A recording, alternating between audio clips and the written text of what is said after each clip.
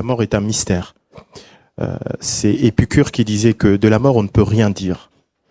Et je pense qu'il a vraiment raison, qu'on ne peut rien dire de la mort, parce que elle échappe au champ de la rationalité. Elle peut être perceptible, évidemment, mais toute tendance humaine cherchant à la cerner, à la comprendre, est vouée à l'échec. Et je parle pas, on parlait du fait qu'il faut pas, enfin moi je vais pas ici avoir un discours normatif. Je n'ai pas la prétention non plus de parler au nom de tous les protestants ni au nom de tous les chrétiens. Mais il y a quand même dans la Bible, et je pense notamment à Deutéronome 30, où on voit carrément, même bien avant, même dans Genèse, Dieu séparait la vie et la mort. Deutéronome 30, voici je mets devant toi la vie et la mort, la bénédiction et la malédiction, et toi choisis la vie. Et je pense que en tant que chrétiens, nous servons, ou en tout cas, nous sommes attachés à un Dieu de vie. Nous ne servons pas un Dieu de mort, on sert un Dieu de vie, pour qui la vie est importante. On le voit aussi plus tard avec la mort de Jésus. Il y a toujours cet épisode, moi, qui m'interpelle. Jésus qui n'arrêtait pas de dire à ses apôtres qu'il allait mourir et que 3 jours après, qu'il allait ressusciter. Arrivé au moment du jardin Gethsémani, le moment tant attendu pour lui de pouvoir vivre ce qu'il avait promis à ses disciples, Jésus a peur. Il a peur de la mort. Il dira cette phrase, Père, retire devant moi cette coupe. Voilà, parce que c'était compliqué pour lui d'affronter à la fois la mort, mais toutes les épreuves qui précédaient sa mort. Mais pourquoi Jésus accepte d'aller au bout? On n'a qu'une demi-heure pour cette partie-là. Voilà, Merci beaucoup. Voilà. Monsieur Boustas, s'il vous plaît, est-ce que vous pourriez avoir cette première réaction également sur cette question? D'abord, je vous remercie de nous avoir offert cette opportunité de participer à cette rencontre. Des rencontres qui me tiennent toujours à cœur. De rencontrer les croyants, les croyantes, de m'inspirer de leur lumière. Merci beaucoup. La mort, dans la perception musulmane, est une fin de mission. D'abord, la fin de la mission de l'homme sur terre. Dieu lui a décrété la vie, il lui a décrété la mort, il lui a donné la chance de vivre quelques instants, parce que quand même à la fin, tout à la fin, on découvre que l'on n'a vécu que peu. C'est toujours le retour des gens qui partent de ce monde ici-bas. Donc, Dieu libère l'homme de sa mission principale, qui est de l'adorer sur terre et de se consacrer à lui. Et d'embellir cet univers que Dieu a rendu beau. Et ensuite, l'homme passe vers la maison, si vous voulez, la salle d'attente, dans le monde intermédiaire, dans l'attente que tous les humains rejoignent le même sort, pour qu'il soit ressuscité pour le jour du jugement. Donc voilà, juste une petite introduction sur la question de la mort. C'est un passage vers le monde intermédiaire, dans l'attente du monde du jugement. On reviendra sur cette notion de Barsar. Merci. Père Philippe. Pour nous catholiques, on s'appuie bien évidemment sur la mort et la résurrection de Jésus. Le premier à être passé de la mort à la vie éternelle. Et ainsi, eh bien, Pâques, pour nous, veut dire ce passage donc de la mort à la vie. Et par conséquent, eh bien, on s'appuie sur cette dimension, cet événement qui a enraciné particulièrement la foi chrétienne.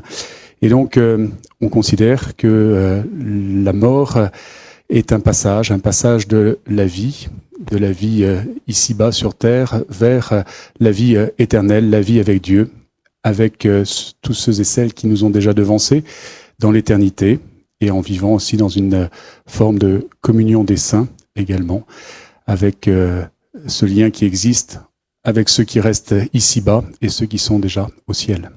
Donc la mort est un passage de la vie terrestre à la vie éternelle, la vie avec Dieu. François. Alors pour nous qui, pareil, chrétiens orthodoxes, la mort n'est que la continuité de la vie. c'est un passage, certes, mais comme si on franchit une porte, c'est la continuité de la vie. Et dans nos liturgies, nous prions 4 à 5 fois pour une mort paisible, sans honte, sans douleur, et une bonne justification devant le trône redoutable du Christ. C'est-à-dire que, véritablement, nous continuons cette vie qui nous est fugace sur la terre, vraiment très très fugace. Et nous sommes, en fonction de notre adhésion à Dieu, mais vraiment, est-ce qu'on colle à lui, y compris dans la mort, parce que le Christ est mort, mais on colle à lui pour la résurrection, eh bien, nous sommes dans l'attente aussi de la résurrection finale. Et donc, dans nos prières, on dit toujours, fais-nous reposer dans l'attente de la résurrection, ô Dieu éternel et tout-puissant, toi qui es inconnaissable, eh bien, fais-nous reposer dans un lieu de verdure, de fraîcheur, là où coule le lait et le miel, dans l'attente de ta résurrection, afin que nous soyons enfin ressuscités. Donc, c'est vraiment cette continuité de la vie continuelle, et toutes nos liturgies parlent de cette continuité de la mort. Et donc, la mort est très présente, le fait de mourir et de ressusciter est présent dans toutes nos liturgies. Merci beaucoup. On voit déjà qu'il y a, à mon avis, je trouve des similitudes dans le passage, mais également sur le cycle, puisque pour certains, c'est un passage, donc une continuité linéaire, et puis un cycle qui se renouvelle en permanence. Donc la mort n'existe pas. On retrouve des termes qui sont similaires dans les différentes religions. Et c'est quelque chose que je trouve moi, personnellement déjà très intéressant. Excusez-moi, on va accélérer un petit peu. J'aurais des questions spécifiques par religion. Et notamment, Monsieur Boustas, sur le concept de Barsac. Est-ce que vous pourriez revenir dessus, puisque vous l'avez cité, moi j'avais noté dans mes questions, et voilà, donc quel est ce concept, si j'ai bien compris, donc si j'ai bien noté, vous allez me corriger si je me suis trompé, c'est l'état intermédiaire entre la mort et le jour du jugement. Est-ce que c'est un purgatoire ? Pour moi, catholique, je traduirais comme ça. Est-ce que c'est le paradis ou l'attente du jugement dernier? Puisqu'on est au paradis, il y a le purgatoire, le paradis et le jugement dernier. Voilà, expliquez-nous ce concept-là, s'il vous plaît. Le monde intermédiaire qui se situe entre le monde de la résurrection et du jugement, qui est la suite de la vie éternelle de l'homme, et la vie du monde ici-bas, on appelle dans la langue arabe barzakh. Barzakh, oui, ça, oui, monde intermédiaire. Et on peut, lui trouver un parallèle avec la salle d'attente. C'est une salle d'attente dans laquelle les âmes jouissent d'un monde ouvert, sans limite, mais tout en recevant d'abord, j'emploie le terme recevoir, un accueil par les anges dans lequel ils seront interrogés sur leur foi. Donc il y aura un semi-jugement, un interrogatoire sur le résumé de l'expérience de l'homme sur Terre. Et après, une vie... Sur le résultat de sa mission. Sur le résultat de sa mission. Donc il recevra une avance par rapport à ce qu'il a effectué dans cette vie ici-bas. Toutefois, l'âme, il est dans une liberté totale. Il peut communiquer avec le monde ici-bas, à travers les rêves, à travers les visites permanentes aux proches, parce que nous, dans l'islam, nous considérons que le rêve véridique est un portail qui permet à l'âme condamnée de rester dans le corps, dans cette entité physique ici-bas, de communiquer avec les âmes qui nous ont quittés. Donc on recevra nos parents que nous avons perdus, nos proches, les êtres que l'on aime. Donc c'est un passage de communication. Dieu permet à l'âme de communiquer avec ceux qu'il a laissés derrière elle. Et il permet à ceux qui sont là de communiquer avec ceux qui sont déjà partis. Ouais. Merci beaucoup. Père Philippe, est-ce qu'il y a une similitude avec le purgatoire? Est-ce qu'on va déjà rappeler ce qu'est le purgatoire et nous dire peut-être quel est votre avis sur, quelle est la position de l'Église sur ce concept du barzakh? Bien, en fait, le purgatoire, il a aussi son importance et son existence. Parfois, on peut l'oublier un peu rapidement, Mais il est de coutume, pour nous catholiques notamment, de prier régulièrement pour les âmes du purgatoire et justement pour ceux et celles qui sont en attente dans ce sas de purification, si on peut l'expliquer ainsi. C'est là aussi une forme d'attente pour accéder dans le royaume de Dieu. Et donc voilà, donc plus dans cette étape de purification, cette étape aussi de cheminement aussi vers le ciel. Et chez nos amis bouddhistes, je crois qu'il y a est-ce qu'il y a plusieurs concepts de réincarnation, pardon, de cycle, de progression dans le bouddhisme ou dans les bouddhismes? En fait, le bouddhisme va regarder les différentes vies comme un vecteur. Et ce vecteur, c'est est-ce que vous êtes en train d'aller vers une progression spirituelle? Est-ce que vous êtes en train d'aller vers l'éveil? Ou est-ce que vous êtes plutôt en train de vous enfoncer dans... Est-ce que vous pouvez nous rappeler le concept de l'éveil? Pardon, l'éveil, c'était en fait, c'est l'état qui a été démontré par Gautama Buddha, maintenant il y a 2500 ans, quand sous l'arbre du Bodhi, après des années de purification et d'exercice yogique, il a dit maintenant je ne me lèverai pas de sous cet arbre avant d'avoir atteint l'éveil. Et l'éveil, les Tibétains utilisent le mot sangye pour dire éveil, et sangye, ça veut dire ouverture totale et complète. Et en fait, l'éveil, au sens bouddhiste du terme, c'est une ouverture totale et complète. Alors, est-ce qu'on veut remettre du concept sur du concept? Je suis pas sûr. Faut que ça nous touche ou ça nous touche pas. Dans une logique interreligieuse, on pourrait dire que l'éveil, sangye, c'est peut-être l'expérience de Dieu. Mais cette ouverture totale et complète, c'est la fin du chemin bouddhiste. C'est ce qu'on cherche à atteindre. Et donc, ce vecteur entre des vies va chercher à nous rapprocher de cet éveil. Et donc, tout ce qui nous permet de faire des choix, qui nous rapprochent de l'enseignement, qui nous permettent d'aller vers cette ouverture, d'aller vers plus de gentillesse, de bonté et de sagesse, globalement, va être vu comme utile et vertueux. Et donc, ces cycles, pour revenir à votre question, ces cycles, donc ça s'appelle le bardo, certains ont déjà entendu parler de ce mot, le bardo, c'est l'espèce de période entre les vies. Le bardo, un petit peu d'une certaine façon comme le purgatoire, en fait, est un moment on va faire des additions et des soustractions. Et la façon dont j'ai vécu va avoir une influence sur cette section après la vie. Après la vie. Et en fait, le plus j'ai été ouvert, le plus j'ai été généreux, le plus j'ai été bon, le plus j'ai été sage, le plus cette transition est simple, et inversement. Et donc, cette période de bardo va être instrumentale dans la nature de ma réincarnation suivante. Alors on dit souvent, oui, tu t'es mal comporté, tu vas renaître comme une souris ou... En fait, en réalité, c'est pas aussi simple. C'est que quand j'ai été humain et quand j'ai vécu comme un humain, je me réincarnerai probablement comme un humain.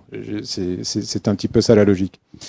Nous accueillons M. Dov Lelouch, qui est rabbin, bonsoir. On est sur des questions sur la vie après la mort. Je vais quand même vous reposer une question qui était la première question sur la première partie, qui était donc, pouvez-vous expliquer la perspective du judaïsme sur la vie après la mort? Je vais vous raconter une histoire. Avant que le téléphone portable existe, un prince demande à son père l'autorisation, à sa majorité, d'aller faire le tour du monde, histoire de pouvoir s'aérer avant de commencer la charge qui l'incombe. Le père l'autorise, et il va ainsi donc passer de continent en continent. Et il arrive à proximité d'une île, son bateau chavire. Il est recueilli par les habitants de cette île, et il s'avère qu'il trouve en ce prince un homme fort intelligent qui va aider le roi de cette île à se constituer, à créer donc toutes les règles qui vont permettre à la vie en société sur cette île.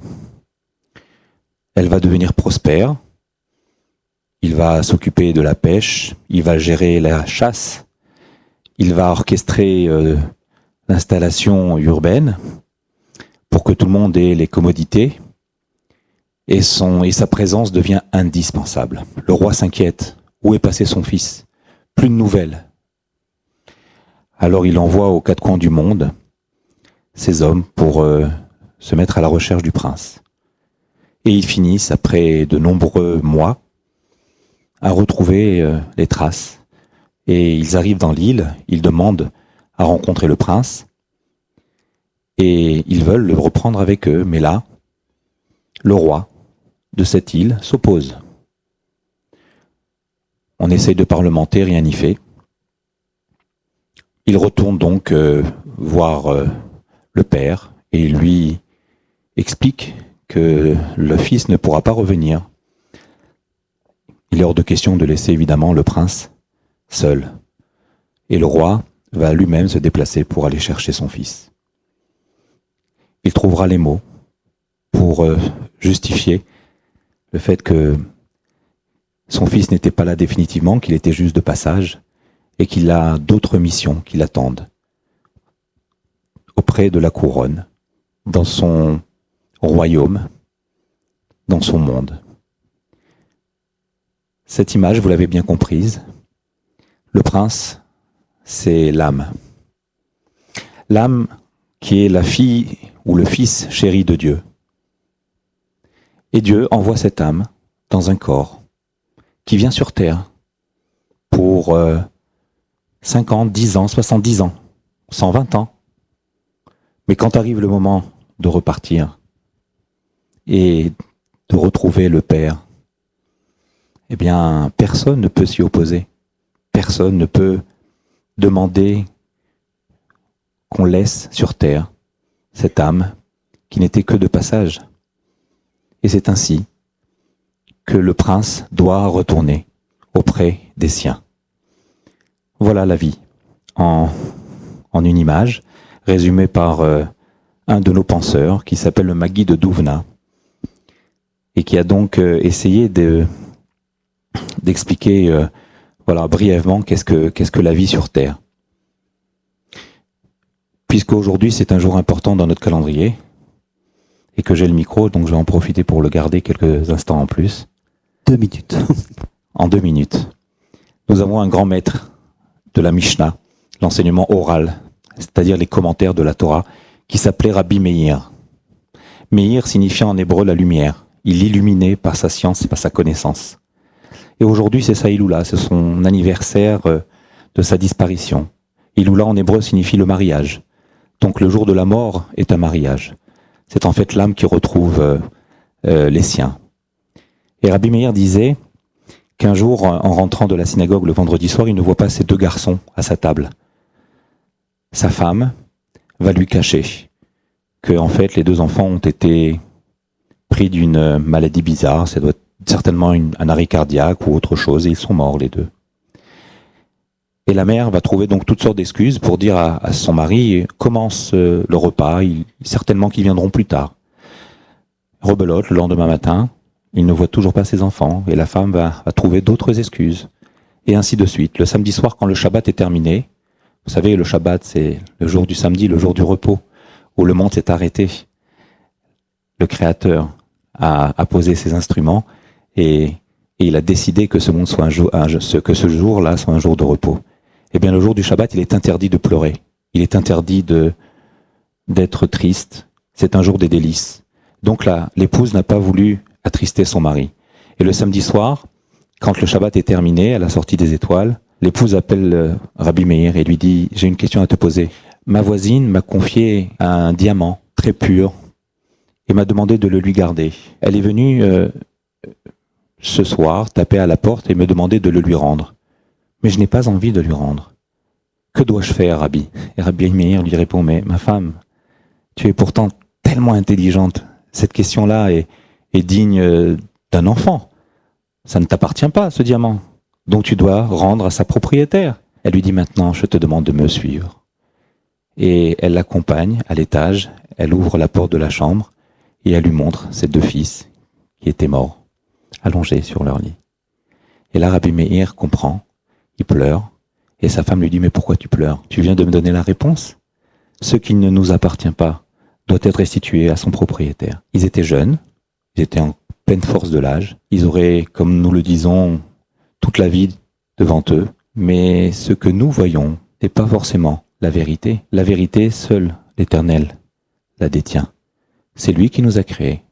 C'est lui qui donne la vie. Quoi que l'on dise, aucun plus grand scientifique du monde ne pourra jamais donner ce que Dieu donne, c'est-à-dire l'âme, et ce qui permet au corps de pouvoir se mouvoir. Et quand arrive le moment de partir, personne ne peut arrêter ce que le Créateur a décidé. Voilà, c'était en résumé ce que je voulais dire en introduction Merci sur ce beaucoup. sujet. Pour reprendre un petit peu les questions un petit peu spécifiques pour les religions, monsieur le pasteur, dans le protestantisme, sur ces questions d'état après la mort, après un jugement, est-ce que vous pourrez nous rappeler simplement et rapidement ce qui se passe dans le protestantisme par rapport aux autres religions? Moi, j'ai entendu la notion du purgatoire, et je pense que c'est d'ailleurs cette notion qui a été, pas cette notion, elle fait partie, la notion qui a surtout déclenché la réforme, c'était la notion des indulgences. Cette idée que les morts se retrouvent dans le purgatoire en attendant de pouvoir se racheter pour ensuite finir dans le paradis. Dans le protestantisme, cette idée n'existe pas du tout. D'ailleurs, on dit même que la notion du purgatoire est absente dans la Bible. Moi, quand j'accompagne des familles, j'essaie simplement de dire que vos morts sont en Dieu. Alors, j'ai beaucoup aimé ce que le rabbin vient de dire tout à l'heure, ce que ce qui nous appartient pas nous est pris, ne nous est même pas arraché, mais nous est pris, et que finalement, ça va nous être rendu. Si je puis dire. Ça va nous être rendu comment? Mais par la résurrection. Et puis après, on peut un peu interroger l'apôtre Paul, notamment dans 1 Corinthiens 15, quand il parle de la résurrection à la fois de Jésus, mais aussi de la résurrection des humains. Donc l'idée même du jugement dernier, certes, ça traverse la Bible, certes, on peut y croire en tant que protestant, mais je pense que ce qui est important, c'est de dire d'abord que nos morts sont en Dieu. Moi, quand j'accompagne des familles, je ne leur dis pas, vous savez, votre défunt est dans un pays où c'est la fiesta avec un Dieu, sous le patronage d'un Dieu qui serait trop semblable aux humains. Non, je dis simplement que nos morts sont en Dieu. Le ciel n'est pas vide, mais nous avons une espérance, c'est que ils seront ressuscités. C'est tout ce que moi je dis, sans pour autant rentrer dans l'idée du jugement où ils vont se trouver en enfer ou au paradis. Non, c'est plutôt ce que moi j'essaie de partager. Merci beaucoup. Monsieur le rabbin, on se posait un peu la question sur la vie après la mort. Juste après la mort, qu'est-ce qui se passe? Quel est l'état selon les religions? Donc on a entendu parler de concept de barzar dans l'islam, sur la résurrection éventuellement dans le purgatoire. Dans le judaïsme, qu'y a-t-il après la mort, avant le jugement dernier? Comment les âmes, les hommes, ce qu'il reste, comment sont-ils, où sont-ils, entre guillemets, que font-ils? Sont-ils jugés? Sont-ils pesés? Leur vie est-elle examinée?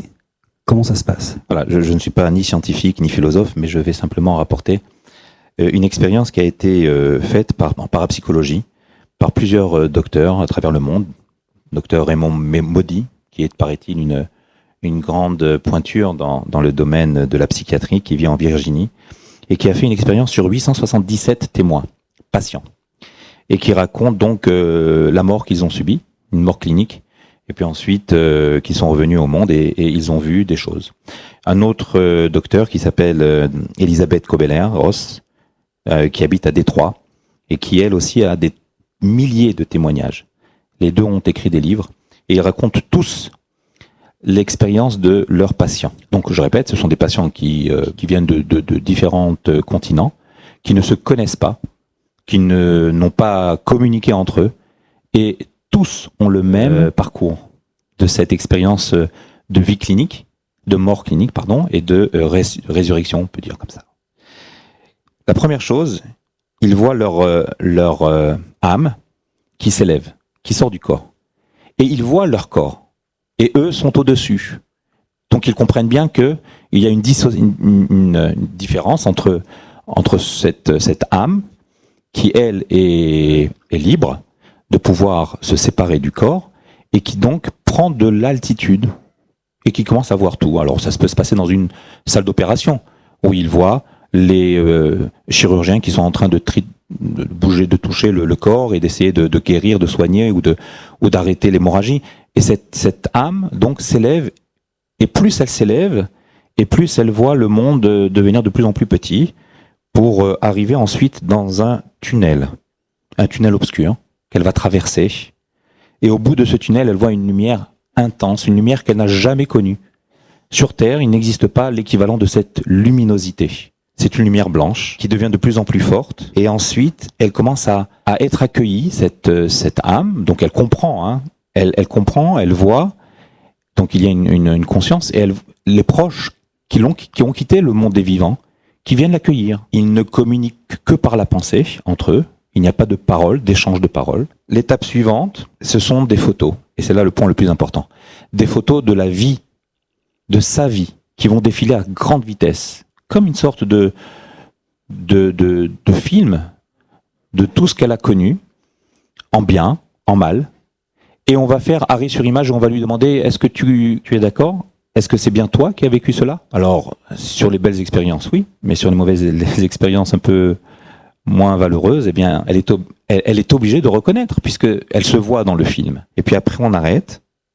Et c'est donc arrive le moment du jugement. Mais là, on n'a pas atteint ce niveau, puisque, je répète, ce sont des témoignages de gens qui sont revenus sur Terre et qui ont vécu cette dernière étape avant la mort. Mais comme c'était pas encore leur moment de mourir, donc, eh bien, Dieu a décidé de les renvoyer dans leur corps. Et c'est donc également, donc, cette expérience que je répète est scientifique et rappelée dans le Zohar. Le Zohar, c'est la Kabbalah, qui a pour auteur un de nos maîtres qui a vécu il y a 2000 ans, qui s'appelait Rabbi Shimon Bar Yochai, Simon, fils de Yochai, et qui est rapporté d'ailleurs dans d'autres textes du Talmud, le Talmud de Psachim, qui raconte que le fils de Rabbi Yosef était mort, cliniquement, et quand il est revenu, son père lui a demandé « Qu'est-ce que tu as vu ?» Le fils lui a dit « Là-haut dans le ciel, papa, le monde est à l'envers. Ceux qui étaient petits sur terre sont grands là-haut, et ceux qui étaient grands sur terre sont petits là-haut. Qu'est-ce que tu veux dire, mon fils ?» demande Rabbi Yoshua à son fils Rabbi Yosef. Il lui dit « Papa, en fait, on se trompe. Nos yeux nous mentent. On s'imagine parfois côtoyer des gens qui sont des gens d'une grande qualité morale, mais en cachette, ce sont des gens qui sont obscurs. Et dans le ciel, tout est vrai. La lumière se fait. Et on sait qui est qui. Et c'est pour cela que je tenais à te rapporter ce témoignage. Alors je vais conclure sur ce passage également du Zohar qui dit la chose suivante. Les 3 premiers jours qui suivent la mort, qu'est-ce qui se passe ? L'âme a du mal à quitter cette enveloppe charnelle qu'il a accueillie pendant toutes ces années. Et donc l'âme va rester au-dessus du corps et elle s'imagine qu'elle peut réintégrer son corps. Les jours qui suivent, 4 jours qui vont suivre, l'âme va faire un va-et-vient entre la tombe où repose cette enveloppe charnelle et la maison où elle a vécu, le lieu où elle a fini sa vie, les autres endroits où vivent ses proches. C'est ce que dit le Zohar, c'est tout. Mais vous avez constaté que 3 plus 4, ça fait 7. Et les 7 jours correspondent chez nous, dans la religion juive, aux 7 jours de deuil. En fait, les enfants, les proches, prennent le deuil pendant les 7 jours qui suivent l'enterrement. Pendant ces 7 jours-là, ils n'ont pas le droit de vivre, entre guillemets, normalement. Et ils doivent se consacrer un peu plus à la réflexion sur la futilité de ce monde, sur l'importance d'être un homme, une femme qui agissent dans le bon sens du terme pour se constituer justement ce capital qu'on appellera les bonnes actions et qui permettront ainsi à l'âme d'être fière de voir le film de sa vie défiler au moment où Dieu l'aura rappelé. Merci. Merci beaucoup. Père François ? Je dirais que pour l'orthodoxie, nous avons des choses un peu communes, effectivement. Le père Brune, qui fut prêtre orthodoxe, a passé toute sa vie à étudier les phénomènes que notre ami rabbin vient de dire, et il a constaté les mêmes choses. ce passage justement du tunnel, de la lumière, du retour à la vie. Je dirais pas que c'est une résurrection, mais un retour à la vie comme Lazare, parce qu'on va remourir de toute façon si on vit cela. Donc, mais il y a cela aussi. Il y a effectivement dans l'orthodoxie l'âme qui visite les lieux qu'elle a aimés ou des lieux sur lesquels elle a chuté aussi pour comprendre le pourquoi avant véritablement de partir. Et pendant ce temps-là, eh bien effectivement pendant 4 jours, la famille va prier pour son âme, pour l'aider justement par les prières et par les prières de l'Église, parce qu'en tant que prêtre, on assiste les gens dans l'agonie, on est présent avec eux et on prie avec eux. Donc, lorsque la personne est consciente, donc elle rentre véritablement dans l'agonie, dans la prière et dans cette confiance que l'Église lui apporte. Et donc, pendant 4 jours, la famille va prier pour elle, et 3 jours après aussi, on l'enterre. Et nous, on n'enterre pas le vendredi. Le vendredi, c'est le jour où le Christ est entré dans la mort, donc voilà, on n'enterre pas le vendredi. Et pas le dimanche, et moins le samedi. Le samedi, c'est véritablement exceptionnel, parce que c'est aussi le jour de la résurrection. Donc, on ne peut pas entrer la mort en même temps que la résurrection. Voilà, c'est des petites choses que j'ai dit tout de suite. Mais voilà, il y a ce temps de l'âme mais le corps aussi est partie prenante dans cette continuité de la vie. C'est pour ça que l'orthodoxie aussi a des rites qui ne sont pas des rites comme nos amis juifs ou musulmans avec la grande toilette, etc. Mais il y a aussi des rites funéraires, parce que le corps a abrité est temple de l'esprit pour un chrétien.